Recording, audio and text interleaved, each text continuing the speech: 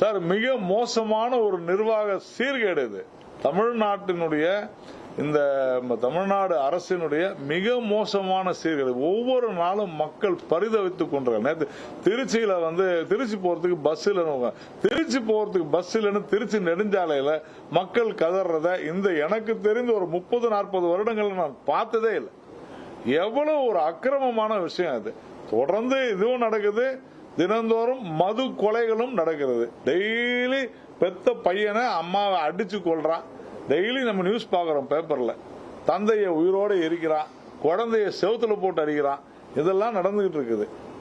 ஆனால் நீட்டு தற்கொலை அப்படின்னு ஒரு 22 பேருக்கு ஒரு 50 லட்சம் கையெழுத்து வாங்குறாங்க.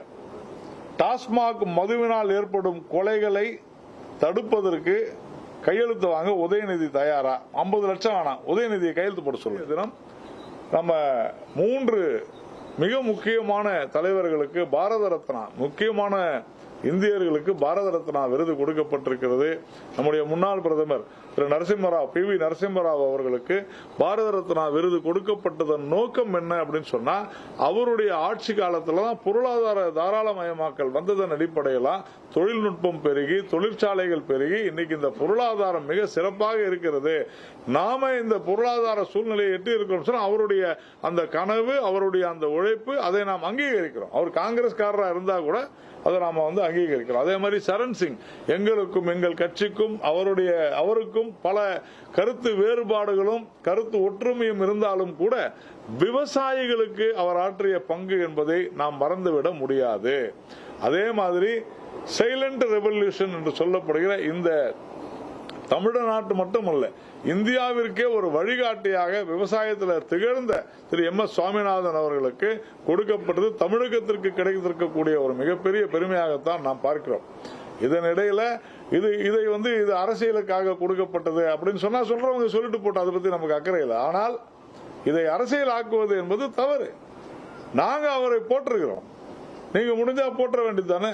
இன்னைக்கு திருமாவளவன் அவர்கள் கேட்கிறார், பெரியாருக்கு கொடுக்க வேண்டும், மற்றவர் இன்னும் 2-3 பேர் எல்லாரும் கொடுக்கணும் அப்படின்னாங்க. தாராளமா நீங்க ஏன் 10 வருஷம் ஆட்சியில் இருந்த போது ஏன் கேட்கல? ஏன் நீங்க இதை பேசல? நீங்க அப்பயே கேட்டிருக்கலாமே. அப்போ 10 வருஷம், நீங்க 10 வருடங்கள் கொடுக்காத திமுக அங்கம் வகித்த காங்கிரஸ் கூட்டணியை நீங்க புறந்தள்ளுவீர்களா, கண்டிப்பீர்களா? நம்ம கேட்கலாம்ல. அதனால இது தேவையில்லாத அரசியல் செய்வதை விட இந்த மாதிரியான நல்ல விஷயங்கள் நடைபெறும் பொழுது அவர்களை நினைவு கூர்ந்து இந்த மாதிரி நடந்திருக்குது, இவர்களுக்கு கொடுக்கப்பட்டதை நாங்கள் வரவேற்கிறோம் அப்படின்னு சொல்லுவது என்பது சரியாக இருக்கும். மொத்தத்தில் இந்த பிரஸ் மீட், இந்த பத்திரிகையாளர் சந்திப்பு என்பது உங்களிடத்துல எப்படி இருந்த இந்தியாவை நாம் எப்படி ஆக்கியிருக்கிறோம், பொருளாதார ரீதியாக, கல்வி ரீதியாக, சமூக ரீதியாக இந்த நாடு எப்படி மாற்றம் அடைந்திருக்கிறது, எப்படி மாறப்போகிறது என்பதை சொல்வதற்காகத்தான் பாராளுமன்றத்தில் திருமதி நிர்மலா சீதாராமன் அவர்கள் இந்த வெள்ளை அறிக்கையை சமர்ப்பித்திருக்கிறார். தமிழகத்தில் நாங்கள் அதை உங்களிடத்திலே சொல்லி இருக்கிறோம்.